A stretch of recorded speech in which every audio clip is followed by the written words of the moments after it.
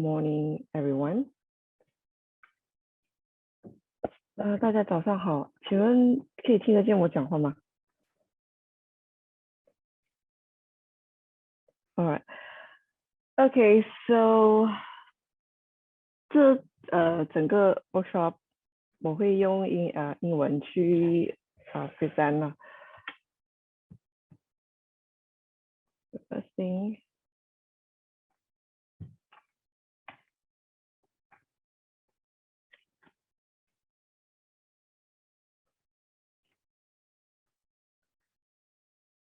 Okay, good morning, everyone. So welcome to the advanced workshop. Right, so I am Dr. Sanjay Sun. So in here, I'm going to present to you the advanced levels of the programming. So it would be more on the data structures. If you have actually joined the fundamental level, so you come into the advanced level where it is on the data structure. Last week, it has actually discussed about pointer, linked list, queue stack, and all that. So that would be the fundamental. Okay, so for this week, so for this workshop, what that we're going to present is more on the advanced level that we'll go into the non-linear data structures where we're going to talk about recursion, tree, and also graph. So let me start my video so that it will not affect the connection.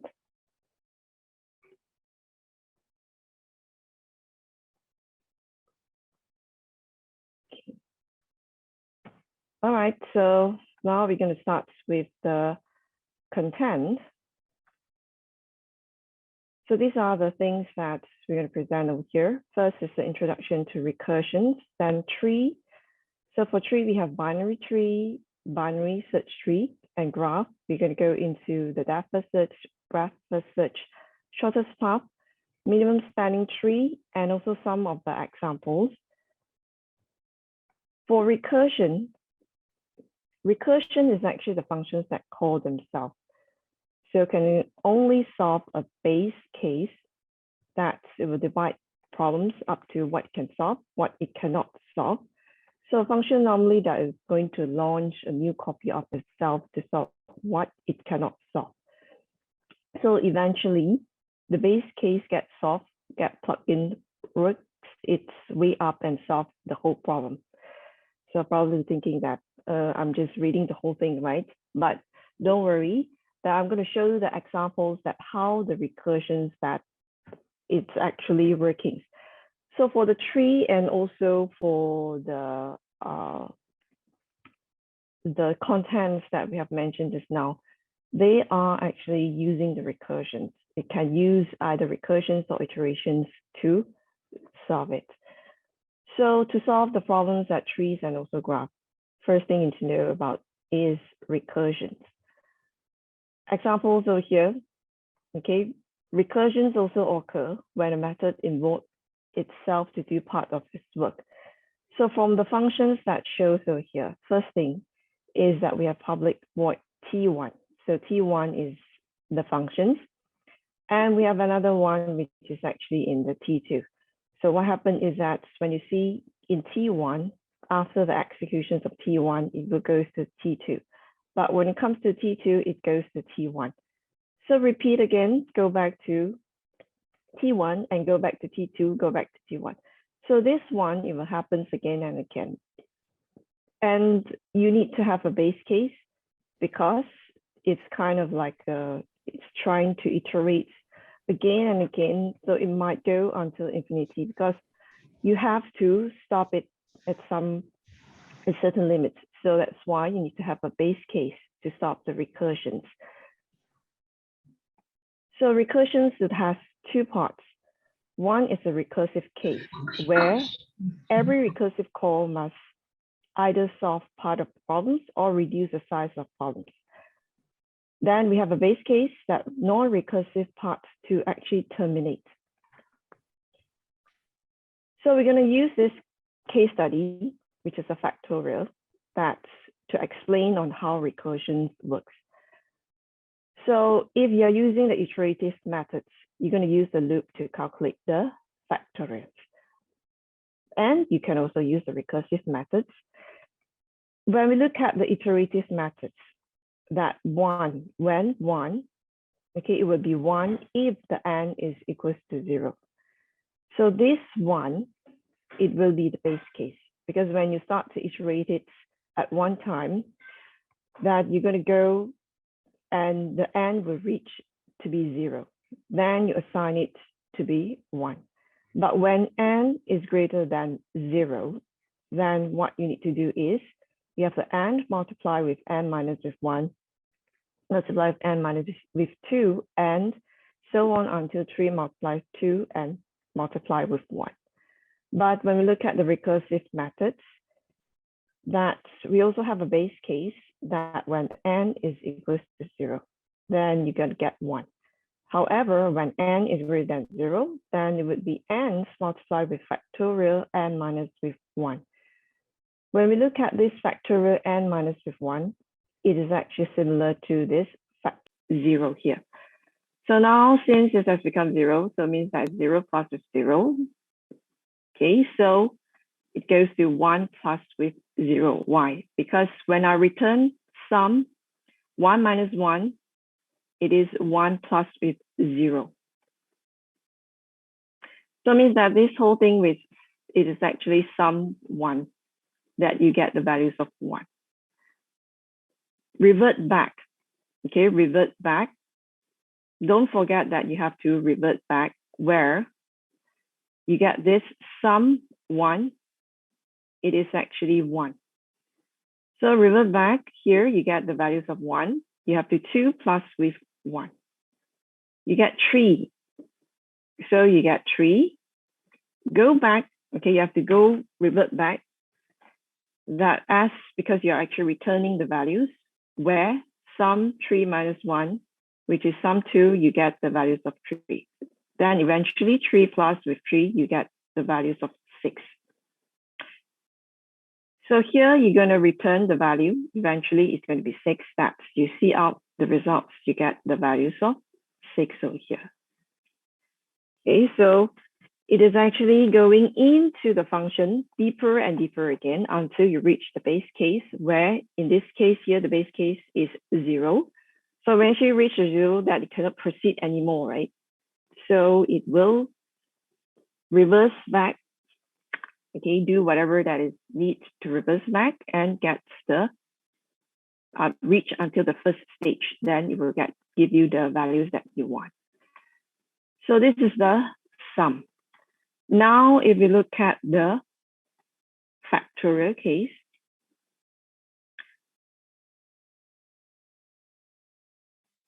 so the examples I'm going to show here, it would be either in the iterative way or in the recursive way. The values that I'm going to give, okay, just a very simple and small value that we're going to have this 3 factorial.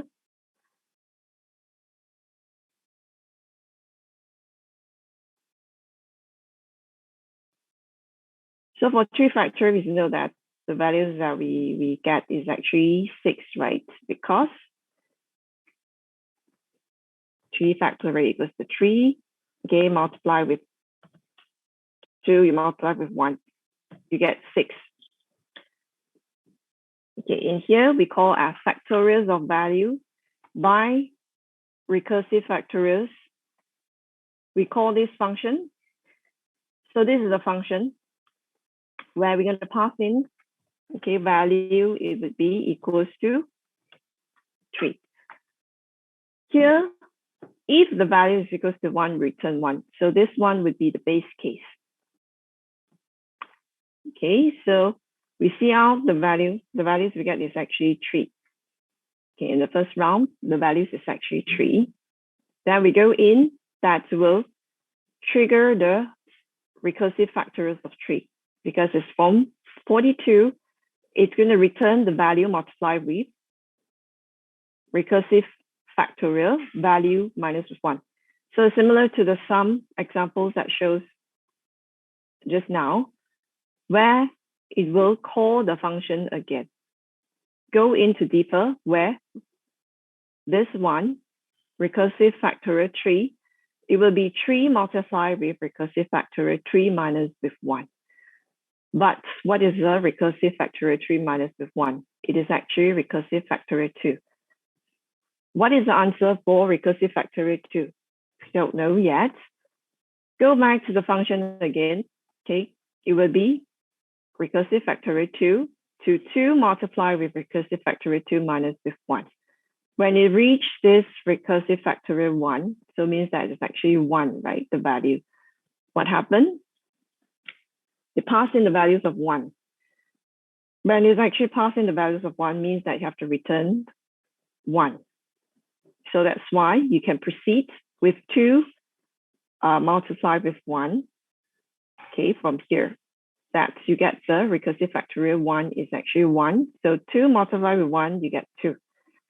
So now we know that, okay, recursive factorial 2 is actually 2. Revert back, okay, we have to go back to the previous, where when 3 multiply recursive factorial 2 over here. So you get 3 multiplied with 2, you get the values as 6. So eventually, you will get the value to be 6 over here. What if we solve it in the iterative methods? Okay, we create another function, which is iterative factorial. Same thing, we pass in the value. The value here, this one would be equals to 3. Comes in, do some initializations where factorial value is actually equals to 1. Okay, do it in iteratively. First iterations, I is actually equals to 3 because the I that we initialize, we put in to be equals to 3. Check on the conditions that 3 greater or equals to 1. Yes, this one is actually true. So it means that we're going to go into the functions. Factorial value, okay, is equals to 1 multiplied with 3 because the factorial value initially that we have is 1 multiplied with the I, which is actually 3. So we get 3. But then, of course, you have to update the values of I. In the second iterations, your I will be equals to 2. Then check on the conditions that 2 is greater or equals to 1. This is true. Calculate the factorial value again, where previous the factorial values we get is 3. So with 3 multiplied with 2, you get 6. Again and again for the for loops until the conditions is actually false when your I is equals to 0. So how do you reach that the I equals 0 is based on this decrement value here, the decrement of the I over here, where eventually become false, then you'll get the final output to be 6. So you return the factorial value. It is actually 6. Both methods, it's the same. I mean, any methods, as long as you can get the answer, it is okay. Okay, either you use the recursive methods or you use the iterative methods. It's the same thing. Okay, the idea is basically the same. Okay, so we're done with the factorial. So now what we're going to see is we can actually use it to solve another problem. Okay, this is a factorial, which is Fibonacci. So in this, okay, your mind will have to be very clear about how this is actually working because it's going to keep repeating, going deeper and deeper until that's probably some extent that you're going to lose. But you just have to think, okay, to be clear that how does the recursive actually works. Okay, so now if you go into the Fibonacci examples, where is asking that how many numbers that you want for the Fibonacci series. Okay, so let's say if I key in 4, okay, you give me the result of 3. Okay, so how do we get the 3? So is it really 3? Okay, because if you look at the samples over here, 0, 1, 2, 3, 4. Okay, it indeed that you're going to give you the tree, right? You get this tree. You start from 0, 1, 2, 3, 4. Okay, so that's why you give you the values of tree. But how do we actually get the tree? So when you see out, you call the function, which is fit, like means that's a Fibonacci, and you pass in the value. So we're passing the values num here are key in as 4. So pass in to be num is equals to 4. Same again that we need to have a base case where if the number is equal to 0 or is equal to 1, that will return the num. Else, it will return the values of Fibonacci, okay, num minus 1 plus with num minus 2. So let's see the flow. Okay, in the first round of the recursive is Fibonacci 4 minus with 1, then plus with Fibonacci 4 minus with 2, right? So when it's actually calling 4 minus with 1, it will trigger another. It will go back and trigger the functions over here, recursive, where 4 minus 1, basically it is actually 3 minus 1 plus with 3 minus 2. But when it calls this 3 minus 1, in fact, it is actually repeating to the functions where it will be 2 minus 1 and 2 minus 2. So when it comes to 2 minus 1, it will becomes Fibonacci 1. Okay, when it comes to the functions, it says that n equals to 0 and n equals to 1. When the n equals to 1 means that it will give you the values of 1, right? So here it would be 1. But we still have is not the n yet because we still have Fibonacci 2 minus with 2. That it is actually 0 because the values that pass in, the num will be equal to 0 means that it is 0. So it will be this Fibonacci 3 minus with 1, we get 1 plus 0 that you get 1. Okay, so we only solve this 1, but we still have 3 minus 2. So what is 3 minus 2? It is 3 minus 2 with, it is Fibonacci 1. You get the value as 1 over here. So which means that in this, okay, it is actually 1 plus 1 that you get the sum, okay, Fibonacci. 4 minus 1, you get as 2. So it means that you solve this first part, but you have the second part, which is Fibonacci 4 minus 2, where go into the function again, repeat itself, where Fibonacci 2 minus 1 plus with Fibonacci 2 minus 2. So you get all the values that eventually 2 minus 1, you get 1, okay, 2 minus 2, you get 0. So which means that Fibonacci 4 minus 1, it is 1 plus with 0, you get 1. So 4 minus 1, you get 2. 4 minus 2, you get 1. Means that 2 plus with 1, you get 3. Eventually, when it comes to the end, okay, after you finish down the recursive and repeat everything back, you get the result output to be as 3 if the series is actually 4. But then, of course, if your num, the value is larger, let's say 100 or even larger, then you have to keep repeating all these for many times. So this one, it would be the run it in the recursive way where it calls the functions back itself. Okay, so this one is the Fibonacci example. Okay, so then now we go to another example that I'm going to show you is the Hanoi Tower problems that you can actually solve it in recursive way. But for this one, it probably is actually quite confusing. Okay. I hope all of you know that what is the Hanoi Tower, right? Let me show you what is the Hanoi Tower. Okay, so this is a Hanoi Tower. where let's say, okay, the reference that we get it, okay, from the Geeks for Geeks. So this is a Hanoi Tower problems where it has 3Ds and you have 3 poles over here that you're trying to move all this to the C. So first, this here you move to C, and then the second this, which is white color, you move to the second pole. And then you move back the first this to the second pole, then you move the green color, the largest one, to the third poles. Okay, until you've done all this, you get this one as the N. So which means that you have successfully moved it from A to C.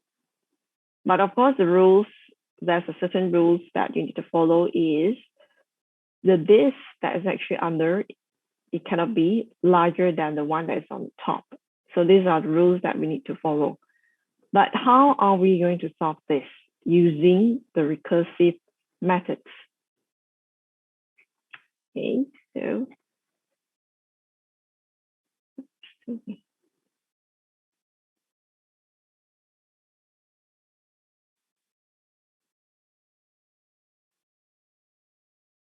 this is the outputs that we get.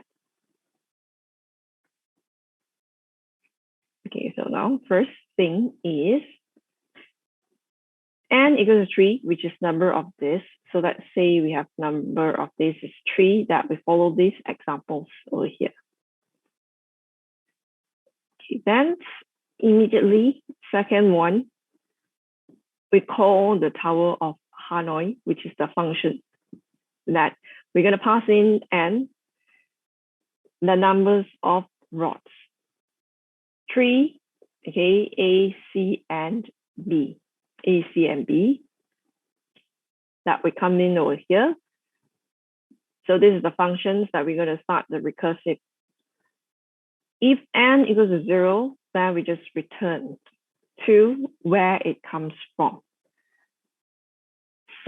Then we start to call the Tower of Hanoi, n minus 1 from, okay, auxiliary rods and 2 rods, which is from where to where, and which one is the supporting auxiliary rod, which means that which one that you're going to do the support. So in this case, all right, so first thing when it actually comes in is 3, A, C, and B, right? When you passing through the functions. Means that from is A, auxiliary is B, and 2 is C. Okay, when it first pass in now, which is actually from here. Then it will call the function, which is Tower of Hanoi, inside the function itself. When it calls and you need to pass in with its 2, okay, it would be A, B, and C. Because from, okay, you go into the from, which is A. 2, you go into the 2 over here, okay, by name, it is actually B, right?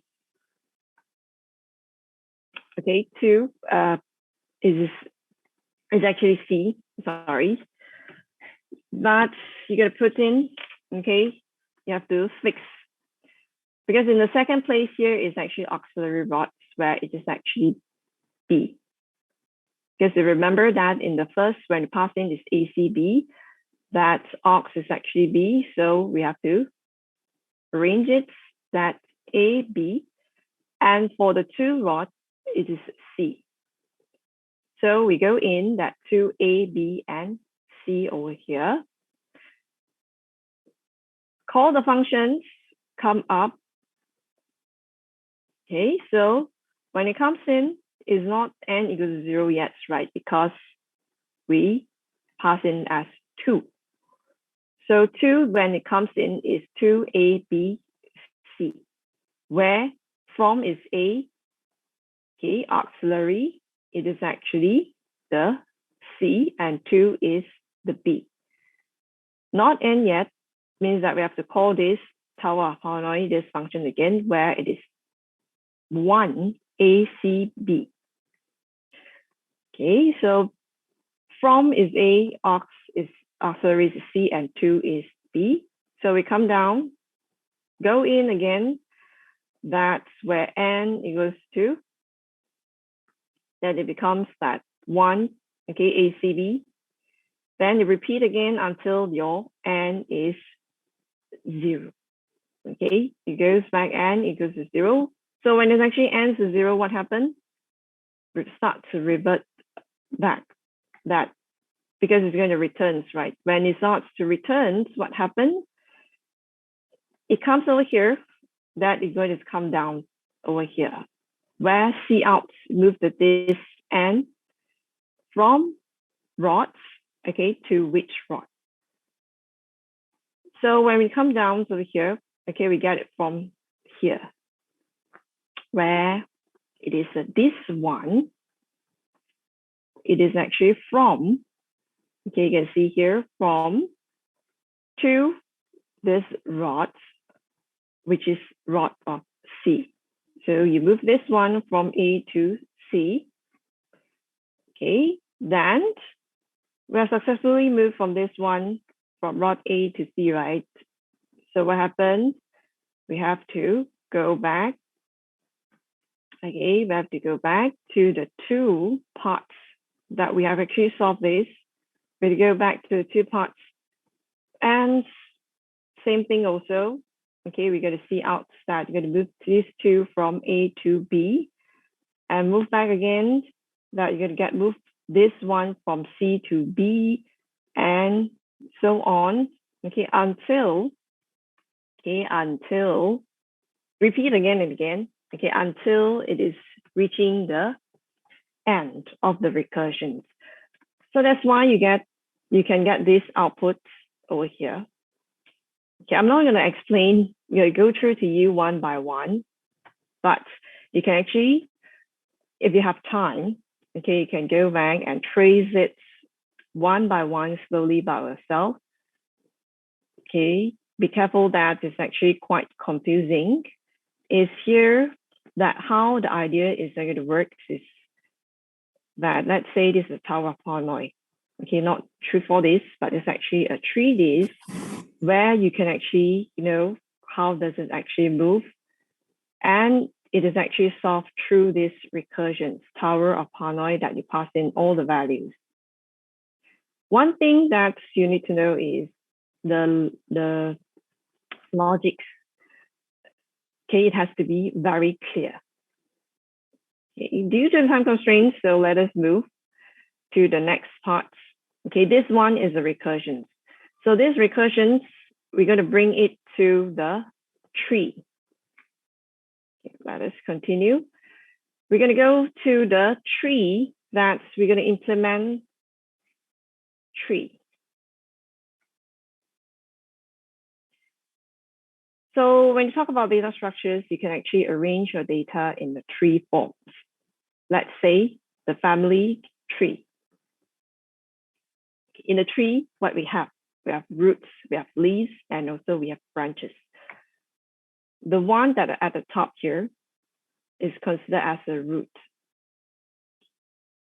So from the root, we expand.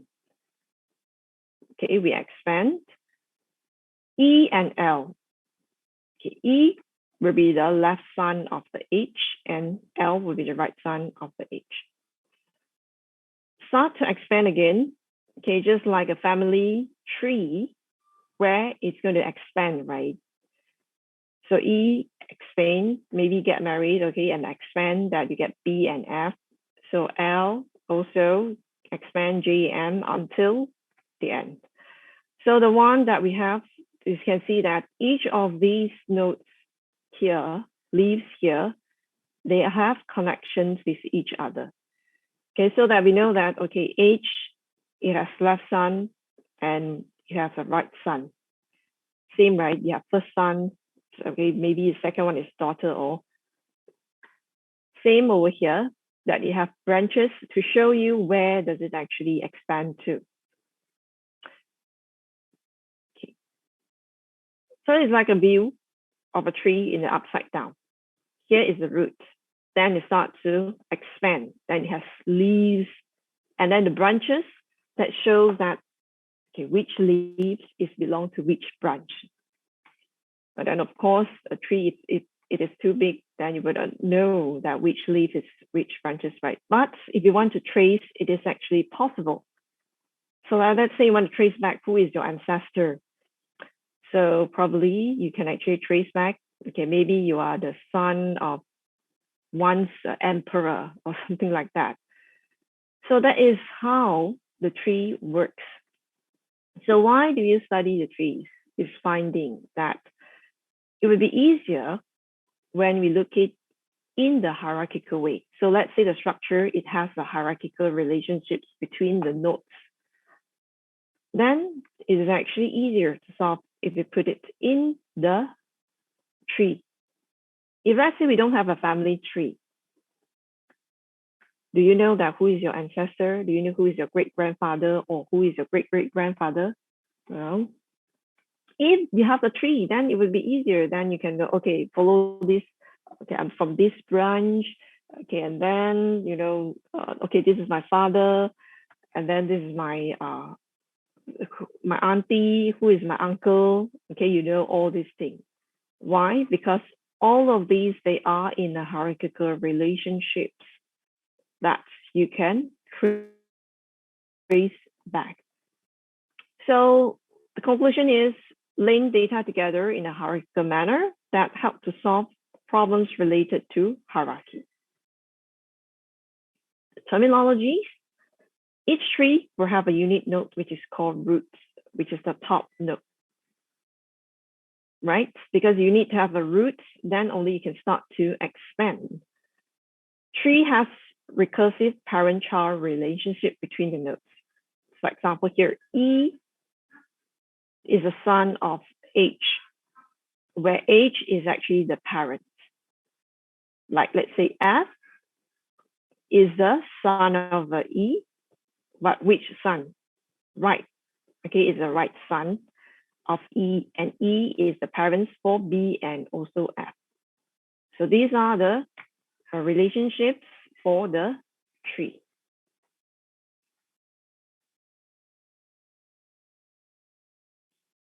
Okay, then we go to the tree that we have subtree. Okay, subtree is a collection of nodes and its descendants. So let's say A, B, C, D here is actually the subtree of B because it's actually expand from the B, with B being the roots of this subtree. Okay, so let's say here, okay, maybe this is your great-grandfather, then your great-grandfather, you have two sons, which is E and also L. So E would be your grandfather. So when it comes to the B, okay, maybe it's your, okay, we assume that it's your father, but your father has like two kids, and then the kids is actually start to expand. So your father is the root for the subtree, I mean, for your family over here. But when it goes, I mean, connect back up, that is actually from your grandfather. So this is how the subtree is actually looks like. Of course, it can have more than subtree, more than one subtree. It depends on how you're going to divide your subtree.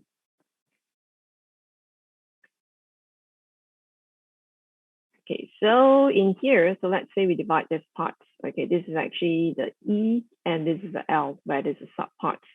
Why? Because if you, let's say, you want to know the numbers of nodes of TH, so what can we do is we just can plus this. Okay, we calculate the nodes in this part, which is TE, and we calculate the parts in TL. But how many nodes do we have? Then we plus it all together. Then we will know that numbers of nodes in the tree itself.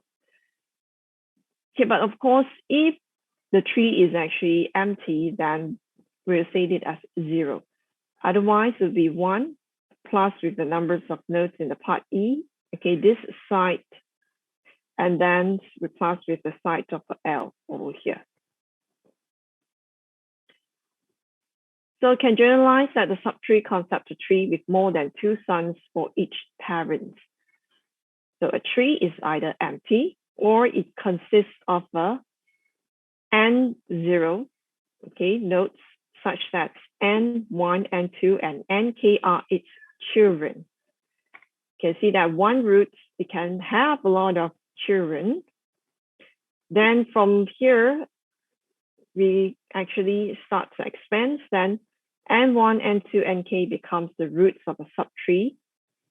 So this N1 is actually the subtree where it is T1 until the Tk. So each of these N1, N2, N3, and Nk here, it is actually the root of the subtree itself. So how do you calculate? You calculate by 1 plus with T1 plus T2 until Tk. So same, okay, we have nodes and edges. So this is the nodes where just now, okay, it is the leaves, but here this is the roots. Okay, this is the leaf and edge. This is the branches, right? So we have these sibling nodes that have the same parents. Let's say B and F. Okay, the parents is E. So we can call B and F as a siblings because they are from the same father, which is E.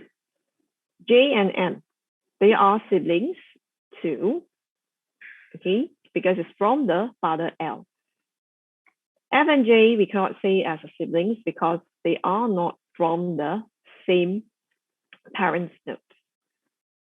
So we have leaf nodes where, okay, nodes with no child, external nodes with it is a leaf node, and internal nodes is the nodes with son and those other than the leaf nodes.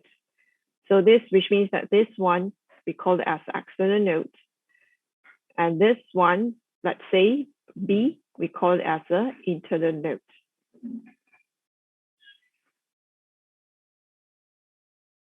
Okay, now we look at, after we talk about all the trees, things that you have son, I mean, it has parents and how do you calculate the nodes and all that, we need to know that what is a binary tree. Okay, binary tree is a tree that most that you have two sons for each father. So which means that you either have 0 or you have 1 or you have 2 children. This is the conditions for the binary tree. Let's say H over here. It fulfills as a binary tree, right? Because it has only at most 2 sons. Same for the C here. Okay, it has 1 children. A don't have children. This whole thing, it is a binary tree. While it can be empty, or it consists of nodes called together with 2 binary trees like left subtree and right subtree. This is how a binary tree looks like. But if let's say H, okay, it has more than 1 son, then we don't call it as a binary tree anymore. Okay, either of the subtree can be empty, and a binary tree may not be balanced. As an example shown over here, you can see that B, K have 2, E and ABC here, but then, you know, it's slanted to the right-hand side that it keeps expanding over here. It can happen, okay? No ordering is required on binary tree, can store information at any nodes in any arbitrary manner, like the tree on the right. But of course, that when you're actually arranging your data is in the binary form, you have to know, okay, what is the patterns of the data so that you know how you can actually arrange in the binary tree, right? It has to have some patterns. You cannot just simply, you know, okay, this one, okay, I like to, okay, put it into the right side. Then the next one, okay, also the next side. No, it has its own patterns. But how do you come up with the patterns? It actually depends on the data or how you want to arrange your data in the tree itself. When we have trees, we want to travel to the tree. Probably thinking, why I want to put data in the tree? Because you want to travel to the tree to visit to the every node in a systematic manner. Okay, so later I'll show the examples that why do you want to travel to the tree. Okay, ideally, that each tree node should be visited once, but in realities, okay, the tree traversal function here will visit each node exactly 3 times. So later we'll show you that how you can actually travel to the tree, that how many times that you can actually travel. So the foundations of any tree operations, that most of the tree is tree travels and simple operations. So let's say you're trying to count the number of tree nodes. Then one needs 3 travels and passing a counter to get increment by 1 at each node. So what does it mean by, let's say you want to travel, you want to calculate that how many nodes do you have in this tree?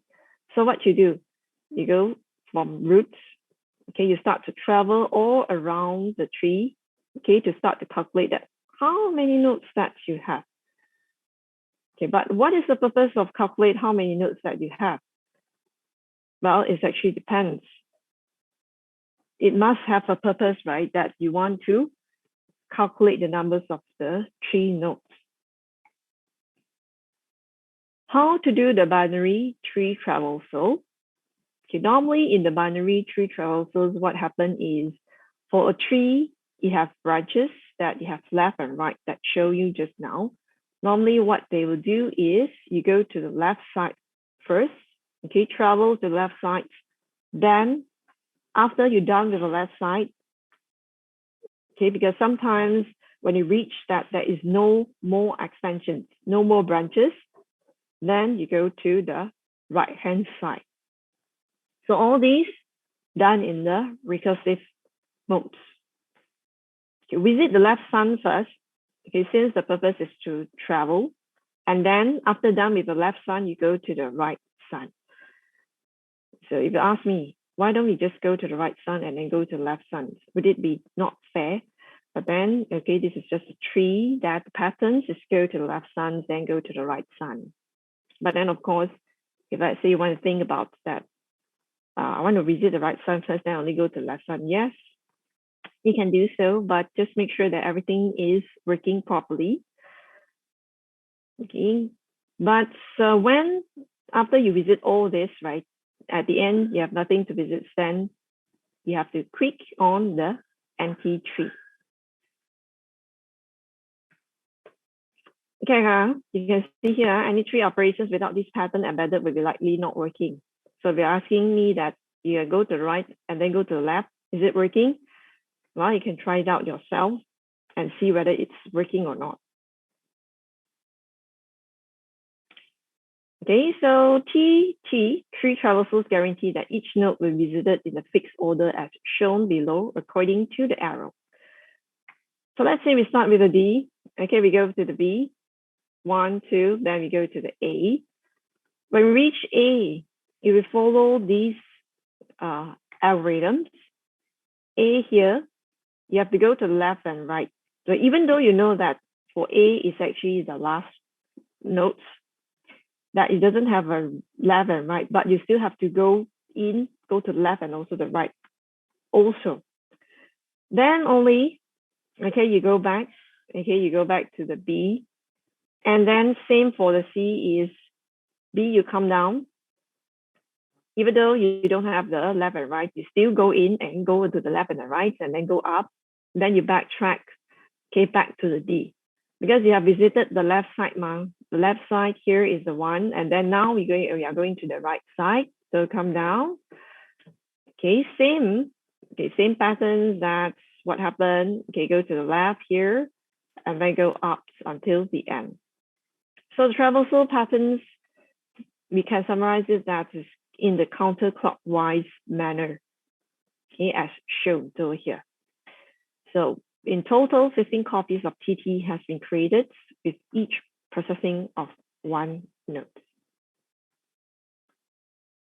So to highlight, that the TT functions with traversal functions are recursive because you can actually call the same functions which is own body. Okay, this is just the concept. So this TT here, you can see when it tries to go to the left, it go back. Okay, pass in the nodes. So this nodes that, let's say it is the left nodes, it go back.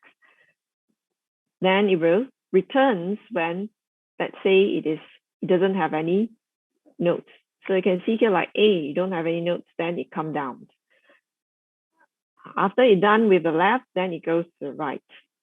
Like A here, if don't have a right leg, then it goes back. Then it will return nothing. So the pattern is go to the left, then go to the right. For the nature of the TT, it's always in the depth first. Depth first means that it will always go down to the deepest level until it cannot find anything. Then it will reverse back to until it can find something. Right? So it is actually in the depth first nature for the tree traversal.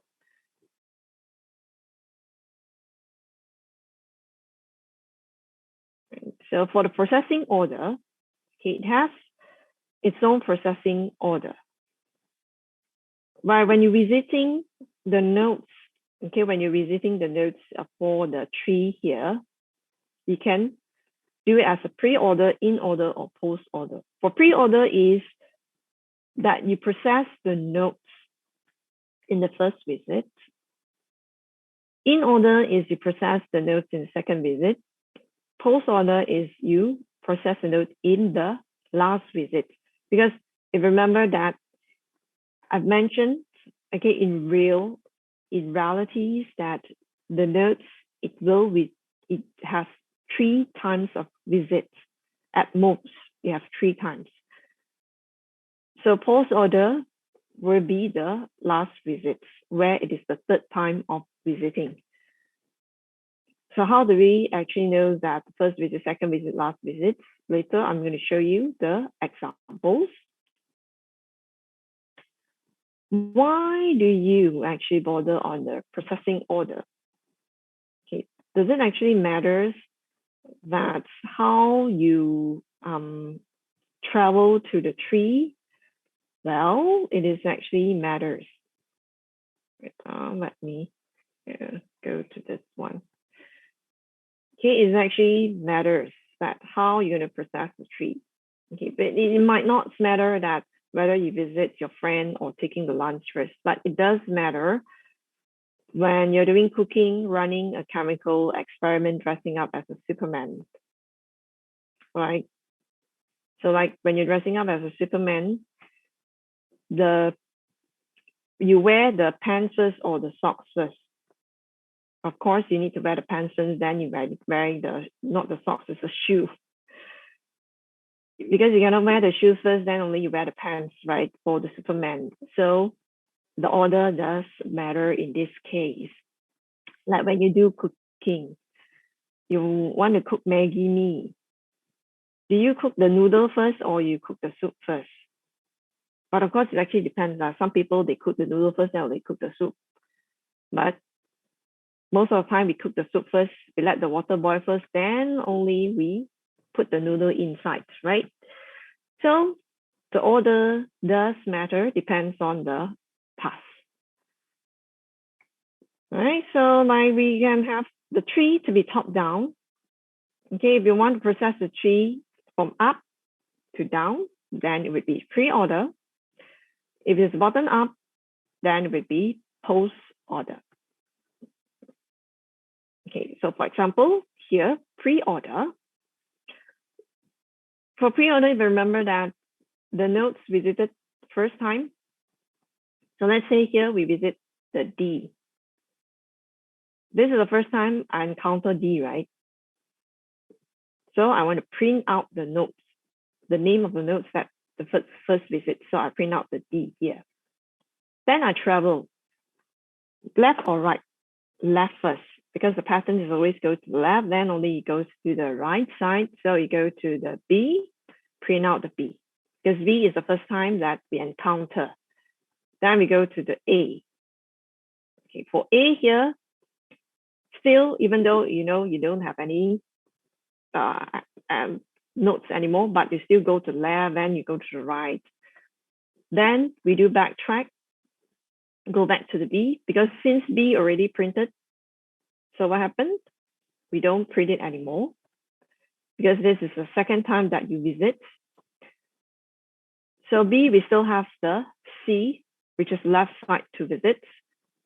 When it comes to the C here, this is the first time that encounter, so we print the C. Then C also the same, that you have to go to left and right. So after done, okay, you go back to B. Then we do backtrack. We go to D here. Done with the left side. Now we go to the right side. F. First time encounter, so you print it out. Then you go to the E. Also the first time that you encounter, you print out the E. After that, you do the backtrack. You go to the G. And G will be the last one, right? Because you have visited all the nodes here. So this is a pre-order where you print a notes when you first time visit. Then what about in order is the second time. Okay. When you go to the D here, this is the first time. So we're not going to print out the D. You go to the B, also the first time that we encounter. Then we go to the A. Okay, when it comes to the A here, remember that even though A, you don't have the notes, you still go to the left and go to the right, right? So when it goes to the 4 here, I mean that second times that it encounters, so we print out the A here. Then we go to the 5, and A, you have to backtrack to B. When you backtrack to the B, means that it's the second time that it encounters the node B, so it prints out. Then it goes to C here. It prints out when it returns from the left. Then backtrack to B, backtrack to D. When backtrack to D over here, it is the second time, so we print out the D. Is it going to print out the F? No, because this is just the first time. So it goes to the E here. And you can see that when it goes return from the left, it prints out. Then go to the F, only it prints out the F. Then G, it prints out the G. Then it backtracks to the D. So the order, okay, you can see that the order of the notes in pre-order and in order is different, because depends on the notes that visited. Is it the first time, second time? And if we go to the post order, will be the third time. So we'll see that whether the order to print out for the post order, is it the same? You can see that it's not the same. D, when it comes down, this is the first time, okay, when it comes over here, it will only, A will only print out when it's go to the left and the right. But when we backtrack to B, is it going to print out? No. Why? Because only the second time. Then it goes to the C here, that you have left and right. Already the third time, then it print out. When C backtrack to D, then only it will be the third time, and only it will print out. So same for the right-hand side here, okay, and then you print out. So you can see that over here, the last one is D. Why? Because when it first come in, then you have to go to the left, and then when it comes back from the left, it's only a second time. Then it goes to the right side. After it comes back from the right side, and only it's actually visited for the third time, then only it will print out. So this is the difference, okay, between pre-order, in order, and also the post order. But how are we going to look at this? Okay, so we just straight away go to the pre-order.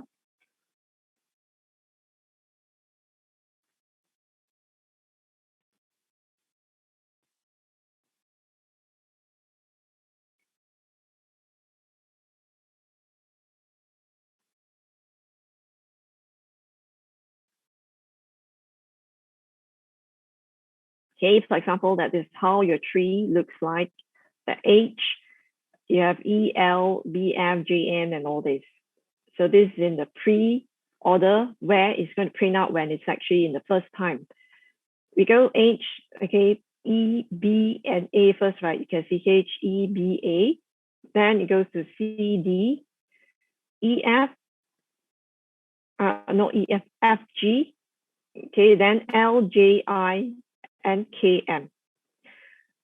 When we do the codes here, is first thing we will create the notes, and we will put these notes into the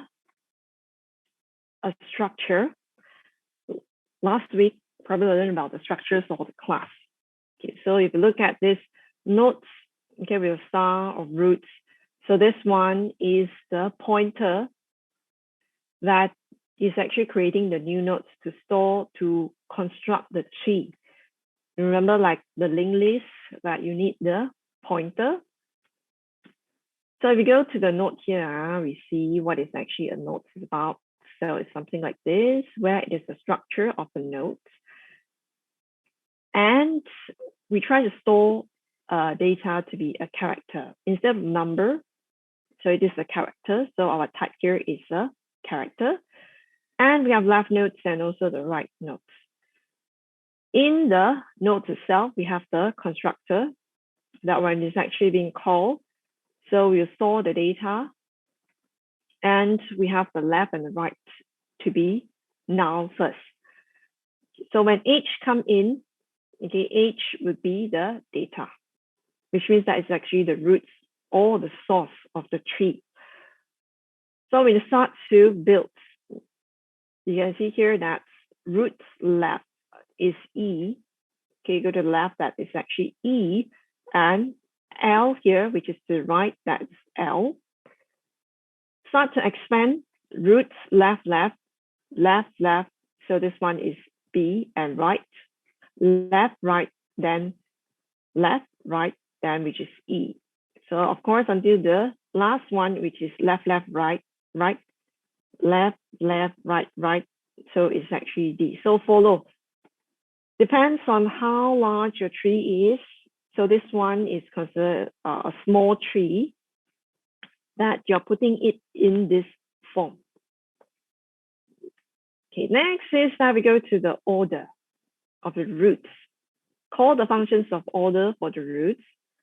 So this is the functions where it is order for the roots, where we're going to travel in the pre-order. First thing, since you're going to print out by the first times of visits, right? So we just see out the root data, which is actually the H. And then you travel to the left subtree. So what you do is you pass in the roots for the left subtree and call the functions of order. So what are the functions of order? Repeat is a recursive. So go back, come down over here. That's you're going to print out. So let's say we go to travel to the E, right? So which means that in the second round, the root data would be the E. Okay. Then again, it goes to the left, which is the B. You kind of go to the right because every time that is actually repeating, it will always go to the left. So you go to the B and then goes to the A. When you're actually reaching the A, you have to check, right, where is it the empty or not? Because after the A, there's nothing here. So that's why it's actually returned. After it's returned from the left, it will go to the right. But for right side, also nothing. So it will return also same thing. But when after it's returned, what happened? Backtrack to the B, because remember that it's a recursive, means that it's going to reverse back. And then if it comes down to the C and print this, and then if it goes to D and print out, after it comes to D, go to the left and right, nothing happens because eventually it's going to be a null pointer. So backtrack, okay, and then same thing, okay, again and again until the end, where you get the end. So this is actually the pre-order. And how you can actually arrange, it actually depends on the whether it's a pre-order. Now, if you look at the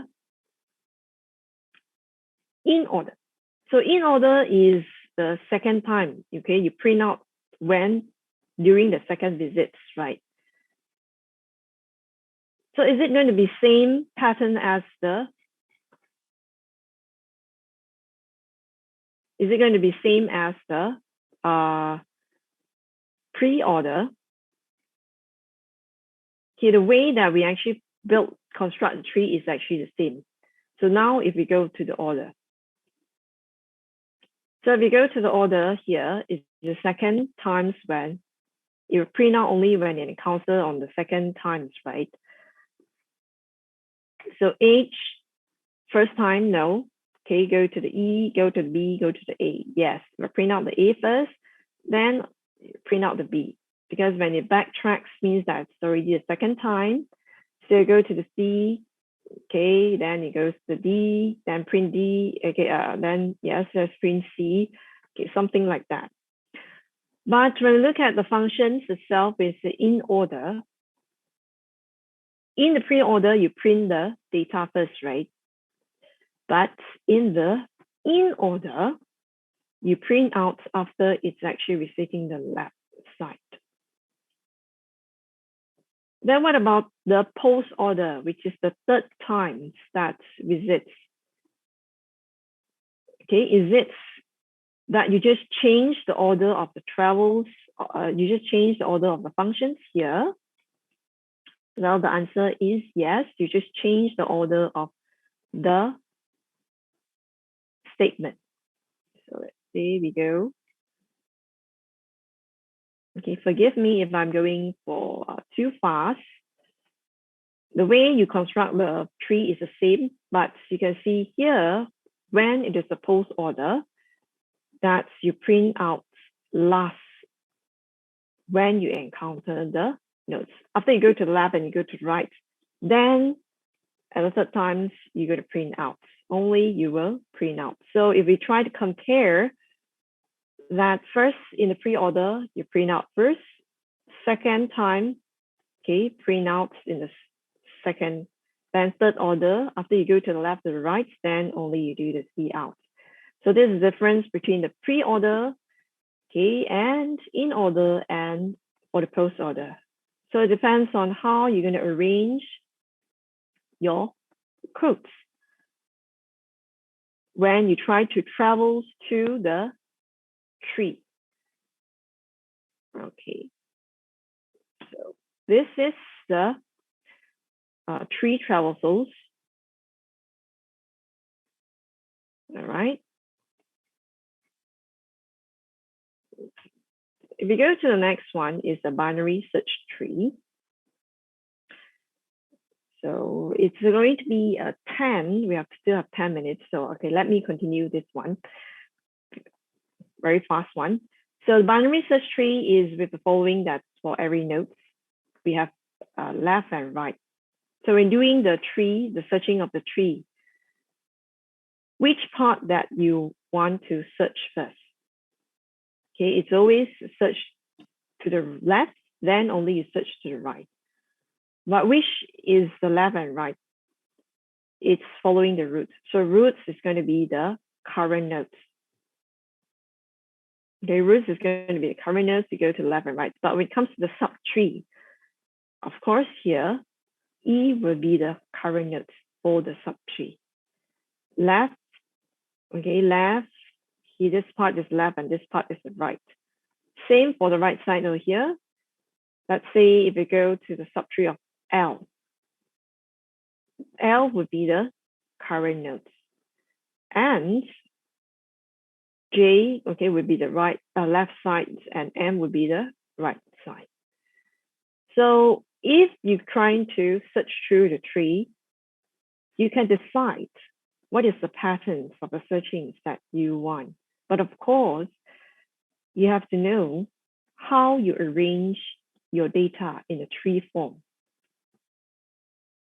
So let's say I ask you, I want to find the A in this tree. So how are you going to find it? Of course, you think that, okay, you start to think.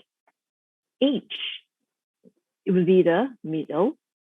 Okay, it will be the right current nodes. So where does A place H? Is it left or is it right side? Is right side, right? Because A, B, C, D, E, F, G, then only read H, right? So H is actually, A is actually before the H. So if you arrange your tree properly, means that you know that your A is actually in the left side. So what you do, okay, you're not going to the right side because you definitely know that A is not going to be at the right hand side. It's going to be at the left hand side. So of course, when you come here, you think again, okay, because you expand that you have a subtree E here. So E, where is A to E? Is in the left. So you're not going to check this one. You go to the left and check. But then for B, of course, you know that definitely is actually in the left. So that's how you can actually think of when you try to search through the tree itself. Okay. So why do you need the searching of the tree? Because binary tree itself is very inefficient. Okay. If let's say you have 100 million for the binary trees, then you're trying to find, imagine you're trying to find through every single of nodes. So how can you do it? Of course, this one is, let's say you try to find A, you go through every single nodes over here. It's not a problem because it's just a small tree. But if you have 1 million nodes, how are you going to do it? If you try to find one by one, then it would be slow if you just use a simple operation. So what you're going to do is you have to think properly that how are you going to search through? Because if you find through one by one, okay, it will be n multiply problems. But when you think of like trying to reducing it, it can be a log problem. Can reduce the searching time through the tree over here. Okay, so let's see. So what is the reasons of searching? So this one I already explained that we try to find A here. So definitely you know that it's in the left side. Then you're not going into the right side. So that's why you have the notes of the arrangement with the rules that currents, okay, L and R. So C, which is the current nodes here, is definitely to be larger than the L, and whereas in the right hand side is definitely greater than the C.